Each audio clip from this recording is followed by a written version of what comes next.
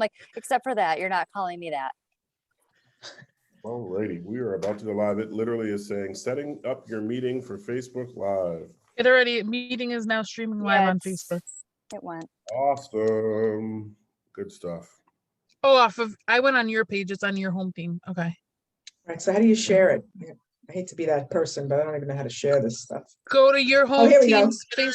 Meeting is now streaming live on Facebook. Okay. All right, so how do you share? Oh, shit. Okay. And then it's the second one down and then click share from there. Mm-hmm. Happening now. Now. Computer's acting stupid.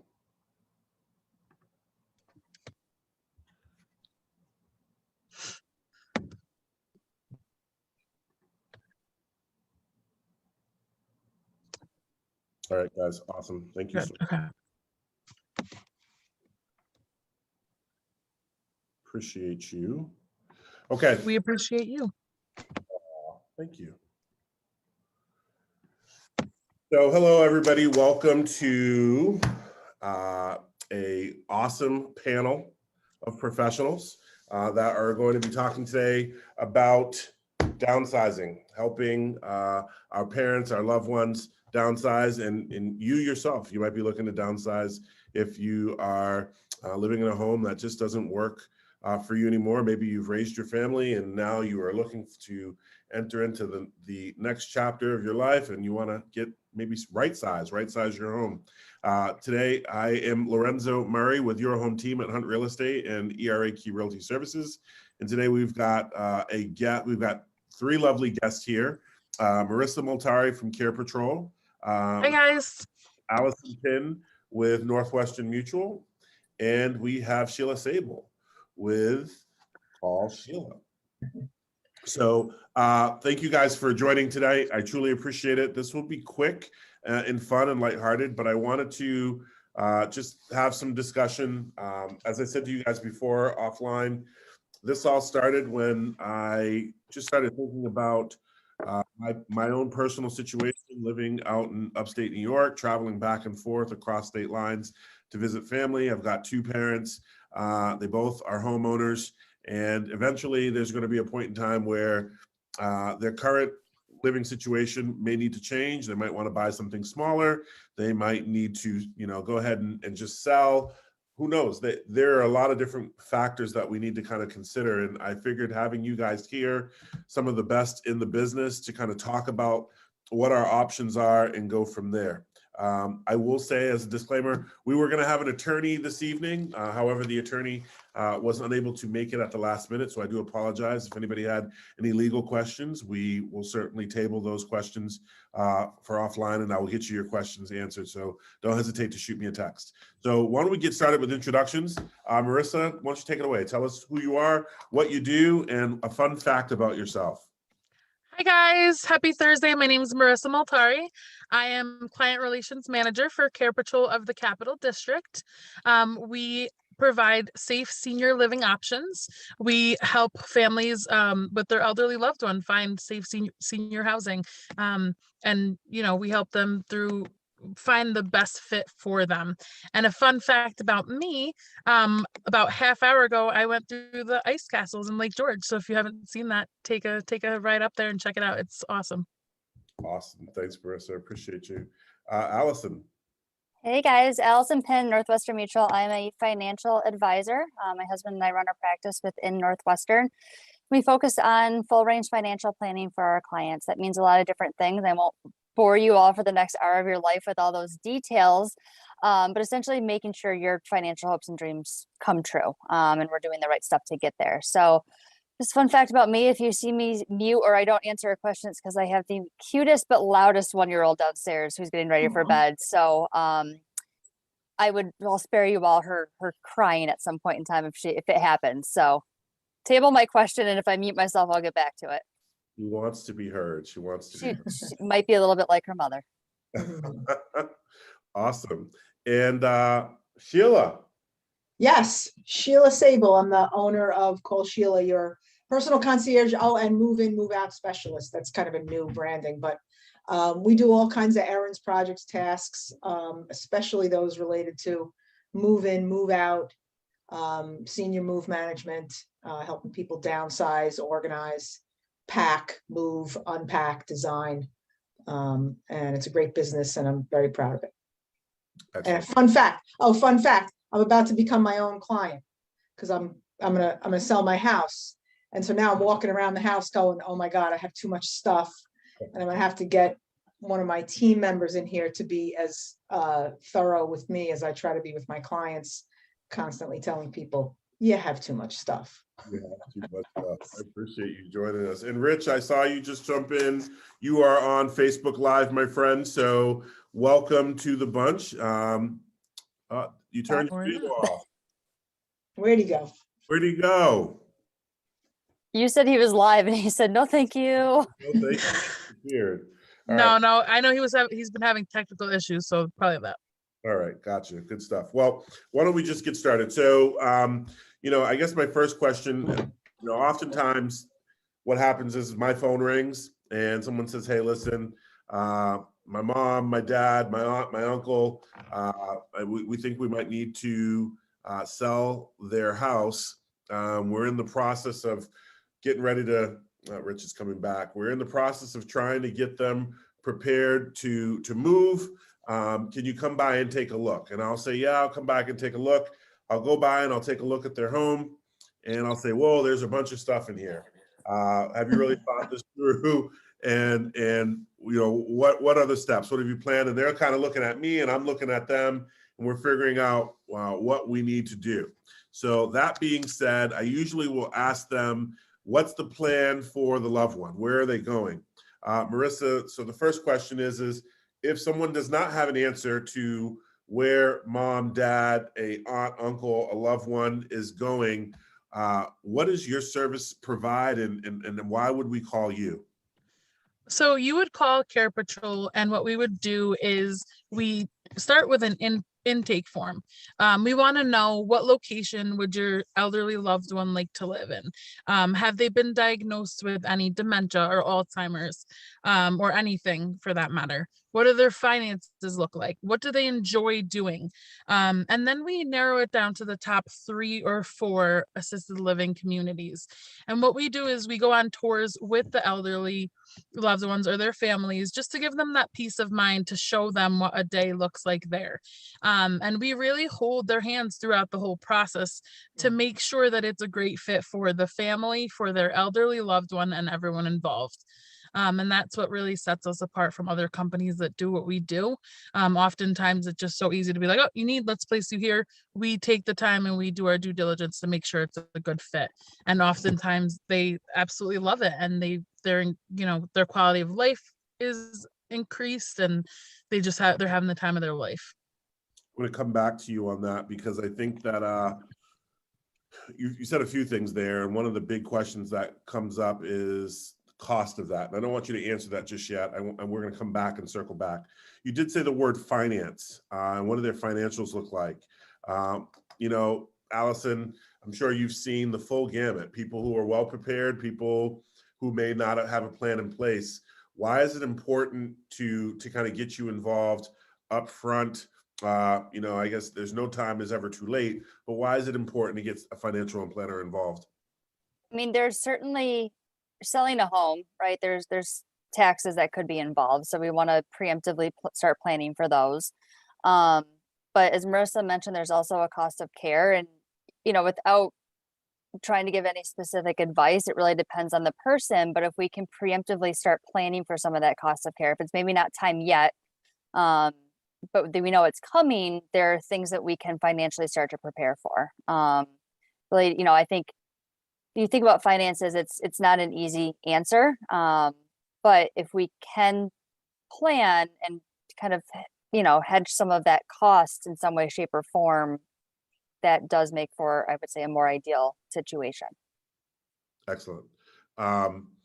Sheila, like I said, I walk into the house and I'm like, whoa, there's a pathway for me to get from the front door to the kitchen, or there is a lot of stuff that is in the basement or a lot of stuff throughout the home. I think of my I think of both my mom's homes, and they're going to kill me for talking about them in public like this. But, you know, I think about both their homes.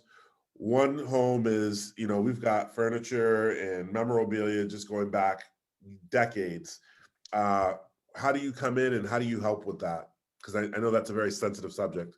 Yeah, it is really sensitive. And one of the things, you know, when I first started the business, I thought, oh, I'm going to be dealing with a lot of stuff, right? And there's a level of like giving people permission to let go of stuff, tangible stuff, let go of the attachment and let go of the stuff. And so, you know, there's a myriad of ways that we can help them let go of it.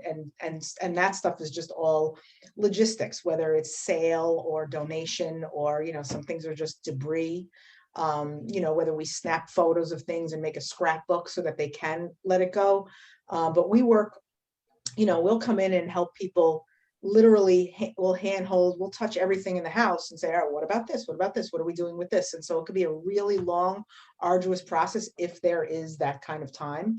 And if there isn't, then we come up with a really custom plan where, you know, sometimes we bring in antique dealers, and sometimes I bring in, you know, friends, especially if people want to sell things. A lot of my clients are really just looking to, oh, sorry, I thought my phone was off. A lot of my clients are looking to, you know, for things to happen quickly and are in a position to give things away. So there's the stuff that people let go of, and then there's the stuff like, you know, what do we keep? And, you know, we work with families too to, okay, you're going from a, you know, a 20-room house to a 2-bedroom apartment or a 1-room, you know, what can we bring? So there's just a myriad of ways of you know, excising things from the house in a compassionate way. But some things just, you know, are what they are. So, you know, we give people a lot of options. And as I work with people, I notice like the longer it takes, the more they lean towards, okay, make this stuff disappear. And I am not a person who's taking the stuff and making it disappear into a landfill, because that's not cool. I mean, sure, that happens, but I work really hard to try and find people who need the stuff, right? If somebody needs a dining room set or a couch or this or that, I you know, I'm connected to a lot of people. So I try to work really hard to make that stuff happen. And of course I work with all of the partners in the area of, you know, clean outs and junk haulers, antiques dealers, charities, and so on. So it's a process. As I listen to you speak, Sheila, I think of a time where, you know, my team took on a client in South Colony, maybe 6 months ago or so. Mm-hmm. And as soon as I walked in the house, you know, there was a very serious situation that was going on there. And so that gentleman was moving, and he was going to be moved closer to his family into a different state. And I remember talking to my colleague and saying, we need to call Sheila. Mm-hmm. And you went there, and I went back, Sheila, when it was time for the photos to be taken, and it was a completely different house. Yeah.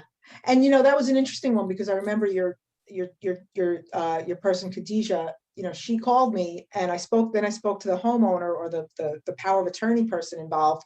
And he was like, yeah, we have to have this done in like a week. And, you know, I need to get him out of here and take him to wherever they were going. And I was like, you know what, you could take him and rehome him where he needs to go and be safe.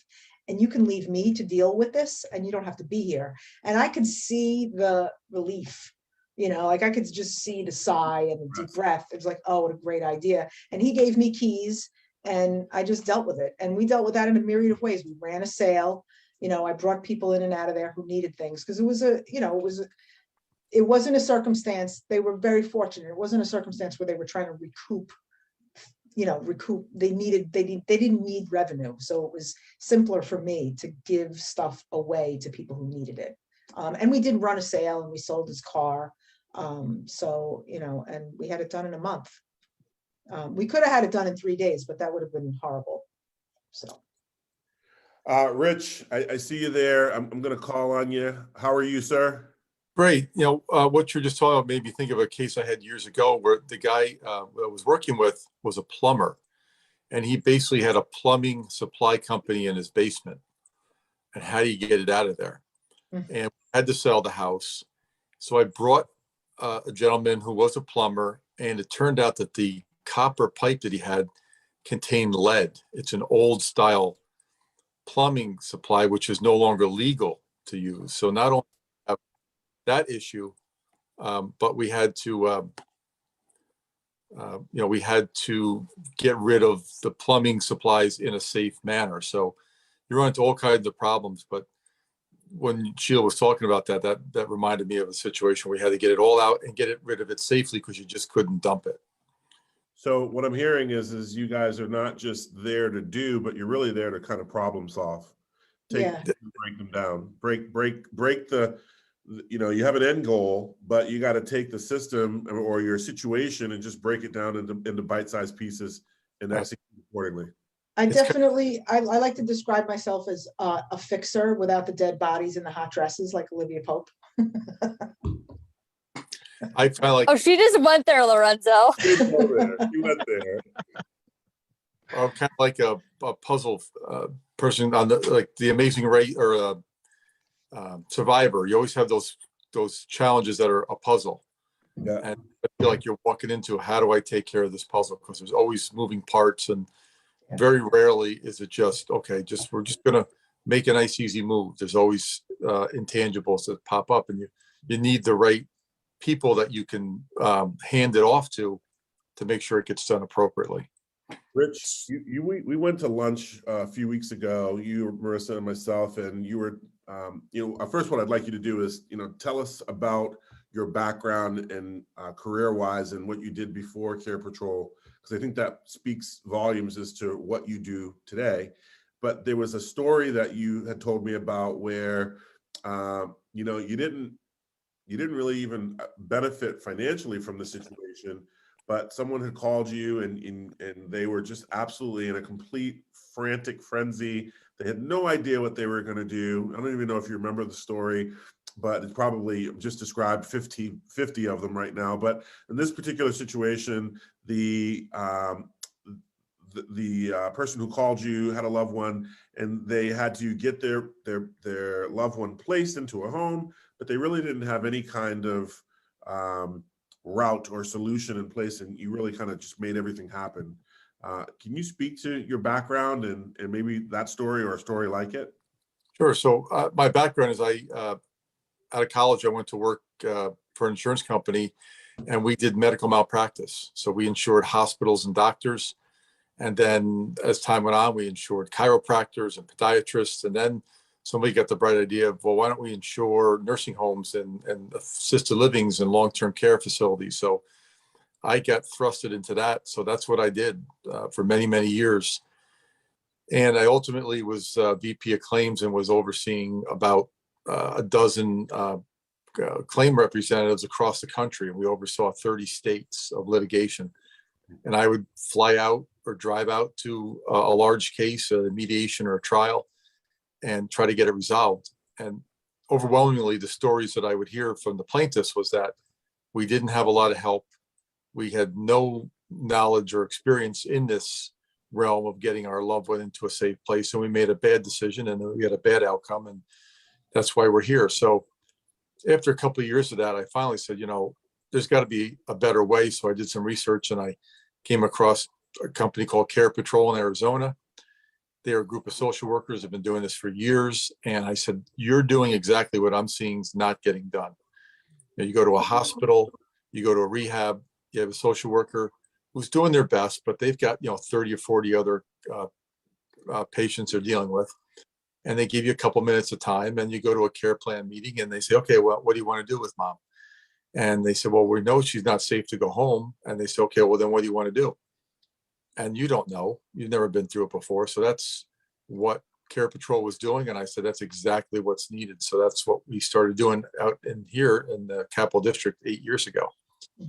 And to your story, Alonzo, most of the time, even though we're all aging and we're all at various ages of our life, we know that the end game is, usually you're going to need help. Very few people plan for it. It's never going to happen to anyone else. But most of our calls we get are crisis calls that my mom's being discharged, or my dad passed away and he was the main caregiver for my mom. And now we live out of town and we don't know what to do with my mother to keep her safe. But she has friends in the area she'd like to be close to. So it's usually a scramble to try to find a good situation. So that's why, as Marissa said, we go out and meet the family face to face. I'm meeting tomorrow at 2:00, and the family called me yesterday, and that's just it. Dad went to the hospital, and mom has some dementia. And when the daughter stayed with her more than a couple hours at a time, she really realized what the problems are. And there's no way. And dad finally, at the hospital said, I can't go back and care for her anymore. We need help. So that's what we're going to figure out. But that's usually the case. Nobody really plans for it. It just happens. And then you need a plan. That old story Mike Tyson used to say, everybody's got a plan until you get punched in the face. And then what happens?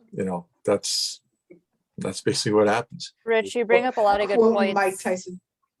Yeah, we talk to clients and they kind of look at us funny when at 40 years old we're talking about planning for the what ifs and well, they think they know it's going to happen at some point, right? But they're way too young. But planning for that stuff sooner, or at least knowing financially what those options are, makes then your conversations go a lot more smooth, right? And and then Sheila mentioned taking over from or getting the keys from the power of attorney or something, and I'm not an attorney, nor can I act as one. But one of my last questions to a lot of the clients is like, do you have those basic documents in place? Because it, again, makes the rest of these conversations, that much smoother, even as a young adult. There's many, many times where I'm bringing an attorney into the hospital to do a To get power this stuff done. just to get it done. It's done last minute, but we get it done. Yeah. Speaking of last minute, we had an attorney scheduled, but at last minute they couldn't make it. So, it does stinks, because I think that it is what it is, unfortunately. But having that attorney piece here, I think would finish off this panel nicely, because I think there are some things where our lines cross, and so we very much have to work together as a team. We have to have open lines of communication. We've got the same client as our main focus. Really have to help guide them to the finish line, because oftentimes there aren't plans that are in place. Allison, I know you cannot get into details for obvious reasons, but could you give us 3 tips, the things of for people like myself that have loved ones, parents? Is there anything that you can give us as a tip to start putting in place, or even just having open discussion with our loved ones? And I think making sure, I have a lot of clients that end up recommending their parents talk to me, and they end up saying, yes, this makes sense to have a conversation together, and we get the okay from all the parties. And just so that the kids that are on the phone, or the people that are going to help the parents, the parental figures, know financially what's happening. That's always, we have to get the okay from everybody to do that, but that's extremely beneficial.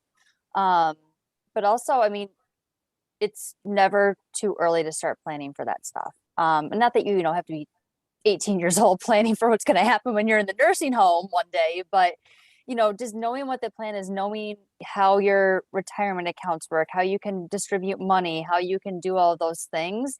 And knowing, when the push comes to shove and someone is taking care of you, what are the appropriate steps that they're supposed to be taking, instead of last minute having those conversations. And, if you're downsizing and it's not, we're downsizing to a smaller home and we're not needing care yet, it's oftentimes people say, okay, well, I'm making some money. Where can I put this that when that stuff happens, it can benefit me?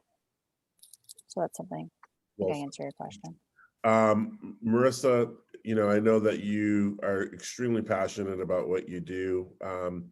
Can you just think of a story that, or a story that makes you think of a few tips that you can contribute for people like me, as well as people who are contemplating on downsizing? What are some things that they should keep in mind? Definitely plan ahead. I think we're in a society nowadays where we wait until that moment of stress and we're on Google at 2 o'clock in the morning looking at things. You have these, thank you for having all of us on, but that's what these resources are for. There are so many resources out there that people have no idea can help them. So, like in your case, you mentioned your mom and your stepmom. Maybe just start looking at things a little bit earlier so when you are ready, you don't have to be that person frantically Googling late at night. That what resources and what phone numbers you have to call. Or we had a woman call us a couple weeks ago. She knows that her husband is not doing well. She doesn't know how long it's going to be, but she was just collecting all the information so that way she doesn't have to be that person that's, stressed out and frantic. Just really being prepared, whether it's, on the finance side, buying and selling the house, cleaning out the house, having someone walk you through. There's people and resources and organizations that can help you. And I know we haven't mentioned this yet, but Care Patrol is a free service for families. You're not going to get a bill at the end of that. So just being prepared and knowing what's available to you in all aspects, in all of our fields. Well, Marissa, you said something that's key, and I think that is not everybody needs to go into assisted living, right? And Alice, I think you alluded to this earlier. Some people are going from, a 3,000 plus square foot home, and they just simply are going to downsize to a 1,200 square foot ranch, and that works for them right now. Sheila, how do you make that happen? I mean, obviously they have a bunch of stuff, personal belongings. How do you help that family member be able to pick and choose about what's important? They mentioned taking photos earlier, but I've got to think, I can only think of if I even thought of touching her living room, Right. she'd lose her mind. Well, how do you get through that? Well, I mean, there's a component of your question, like how do you figure out what from 3,000 square feet is going into, 800 square feet? And that really is, I mean, it is what it is, right? It's like, we need a floor plan of where you're going. And then, we do some kind of a drawing using some kind of a room, room layout, app and figure out what's going. And then, sometimes you're dealing with reasonable people and sometimes you're not, and they're not reasonable for a myriad of reasons, usually because there's a crisis. But, so being able to tell people, it is what it is, and here's the floor plan, and this is what can happen. And then I have to make a lot of promises to people and, get to know what people are dealing with. Oftentimes I can promise people, somebody's going to take this thing, your stuff, and use it, and it's going to benefit people living in the margins or people living in poverty. And I'm going to make sure that your stuff gets used and somebody's grateful for it and really needs it. So that, that part is, it's part of massaging people into understanding their own, crisis circumstances. But really, I mean, as trite as it sounds, is one piece at a time, one corner of the house at a time. Depending on how much time I have, we'll just talk about all of their stuff and they can tell the stories. I mean, I will say to clients all the time, I'm on the clock, but if you want to tell me stories about everything we're touching, that's fine with me. It's good for me because, good revenue, but people really just want me to listen sometimes, and they don't care. So, those are fortunate people who can pay for us to listen to the stories. But, just to answer, a question that you kind of necessarily didn't ask, is it is what it is. And whoever the family members are, I often run into people who don't understand that they may be contributing to things being harder by trying to do things for the family that they shouldn't necessarily be doing. And I'm not a social worker, but, I can see that the daughter who lives in Saratoga running back and forth to Albany every day to make sure the mom is okay isn't helping the situation. The mom is not okay if you're having to run back and forth And so, the adult child in the sandwich needs to help make a hard decision. So, I have a lot of friends now who are all, oh yeah, but my mom won't, my mom won't. I'm like, well, if you keep enabling that, then she doesn't have to. So, anyway, I'm not a social worker. That's exactly it. And it's not always, how many phone calls do we get where people think, or they do want, home health aides? We have different resources, just like everyone on this panel here, where we can put them in touch with exactly what they need. We've vetted them. We know who to send to people, and we're, resources for them, which I think is the same as everyone here. So I've heard that a million times, that, oh, my mom would never. But it's about having those hard conversations with them. And just last week, Rich said it. He was like, most often times they are more receptive to outsiders going in and having that conversation. And besides, instead of the family having it. Yeah. I hear that Definitely. oftentimes too. I won't need that, or it'll just figure itself out. I'm like, no, it doesn't exactly work that way sometimes.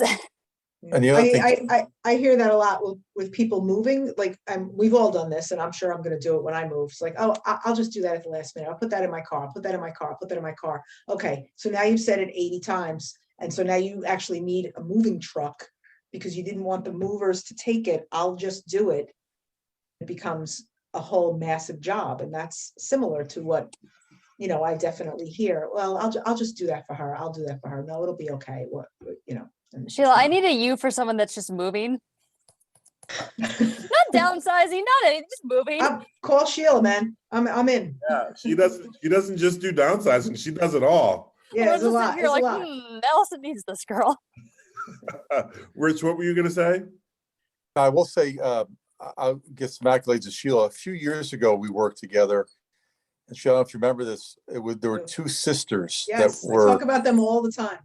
Go on. Yeah, and the one sister passed away shortly after the move, but we walked in there and it was a pretty big apartment. They had been there forever, and it was never going to happen unless somebody walked in there and said, all right, I'm in charge now. We're going to start gathering the stuff up and we're going to start getting it going, because they were paralyzed by it. It was just stuff. And I know. No, Sheila pared it. She pared it down and got it to what they really needed and got them out of there. But it wasn't going to happen. And to that point, and somebody else said it, I don't remember who it was, but the enmeshment we have with our families, like, one of my branding things is like, I wasn't very nice to my own mother when I did this for her. I was really efficient, but I wasn't really very nice to her.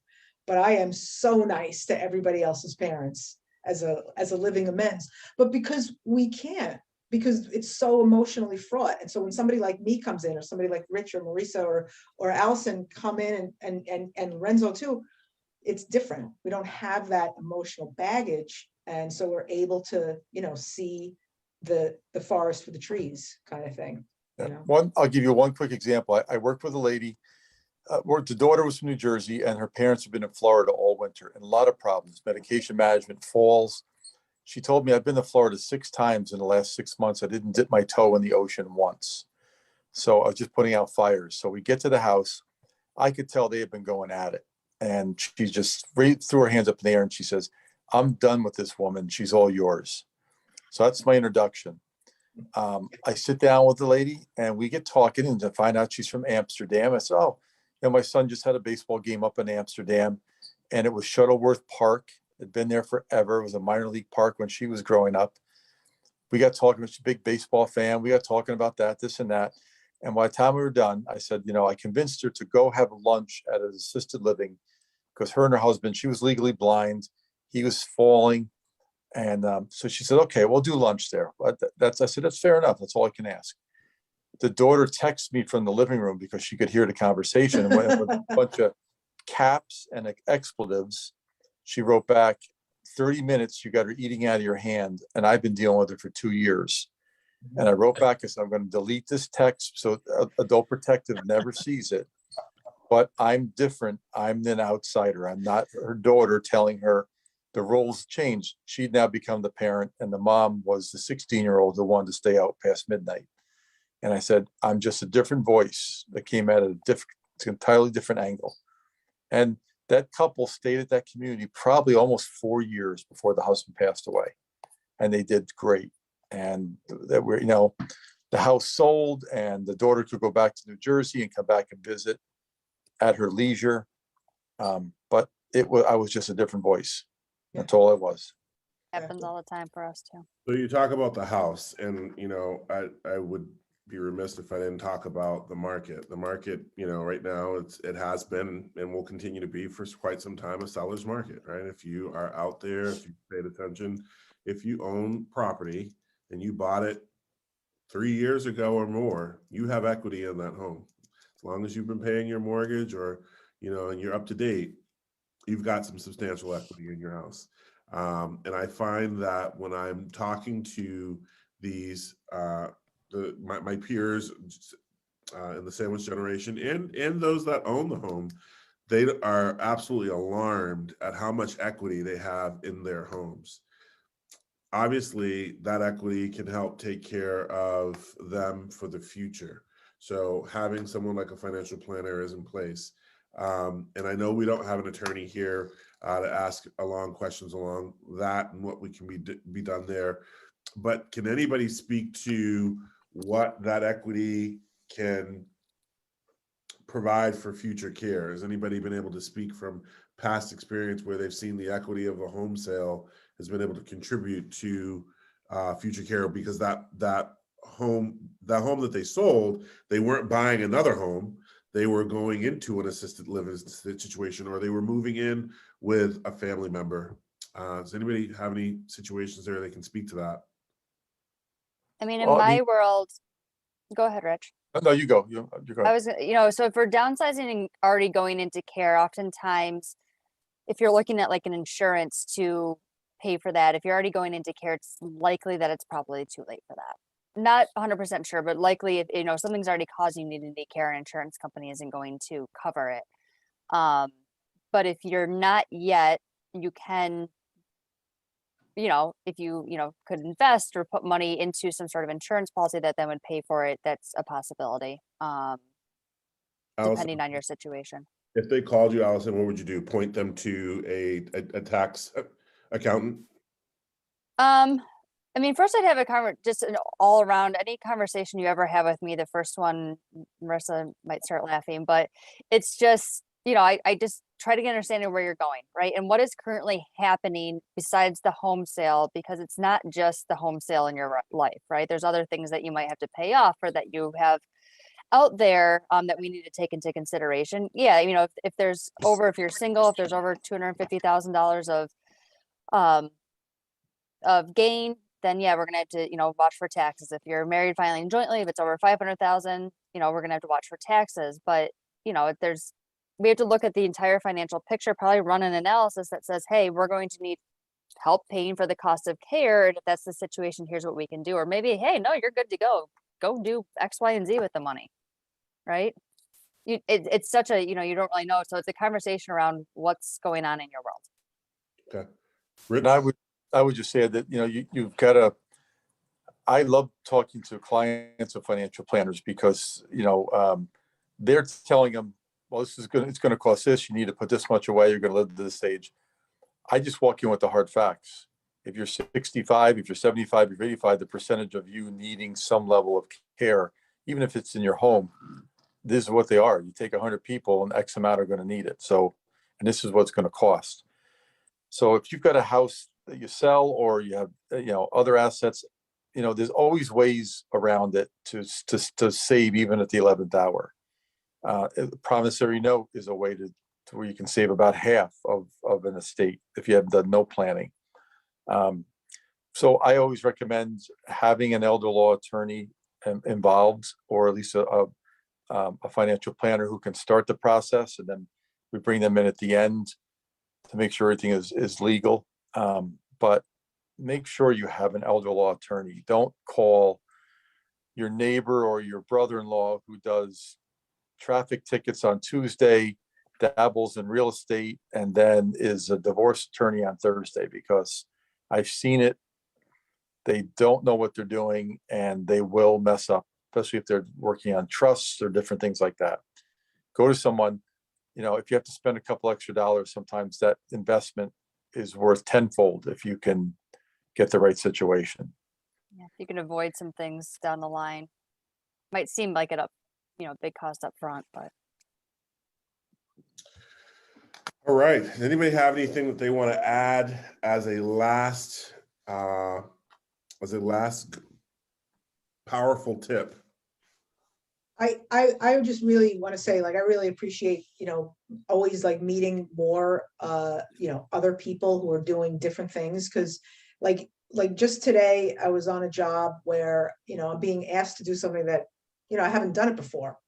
But I'm going to learn what all is involved. And so that the next time I'm ready to go, I know what and that's how I've kind of built the business, because I have to have a million partners. I can't do everything. And I have to know who the really, thoughtful, resourceful people are.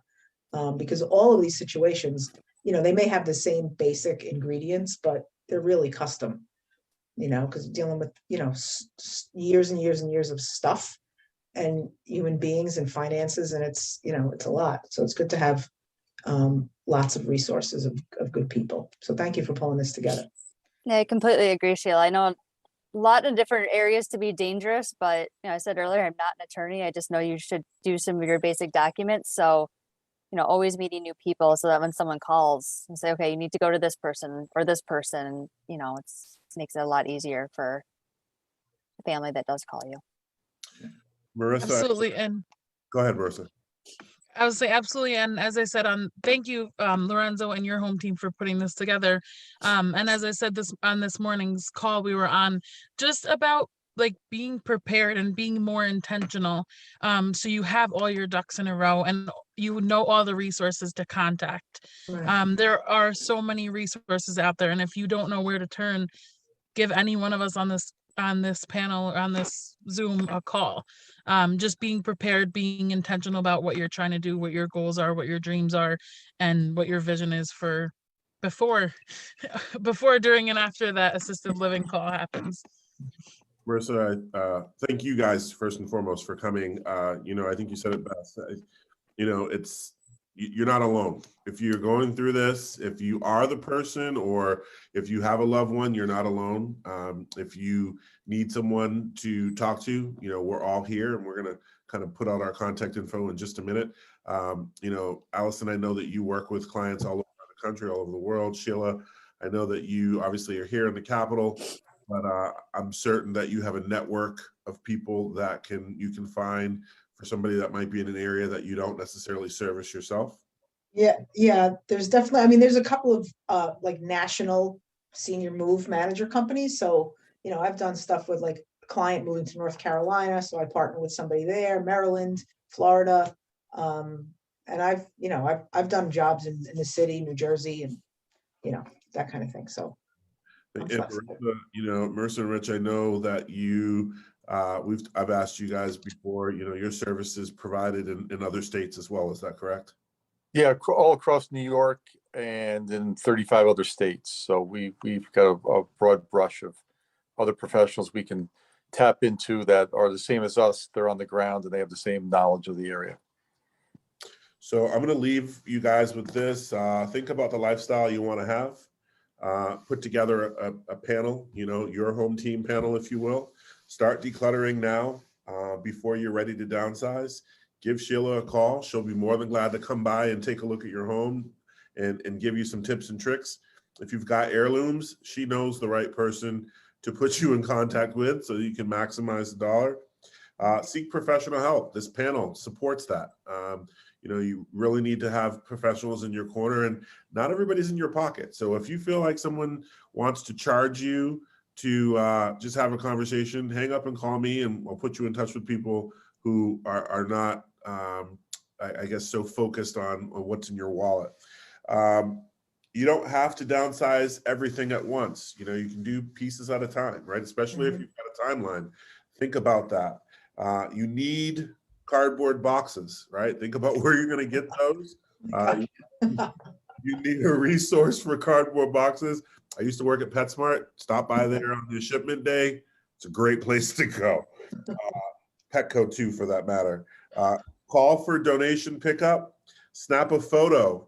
I heard Sheila mention that actually. Snap a photo before you let it go. Downsize a little bit every day and ready to take the plunge. Sell your house now. Give me a call. I'm more than glad to help you out. So, Marissa, leave your what's the best way to get a hold of you? Phone, email, text? All of the above. I just put it in the chat.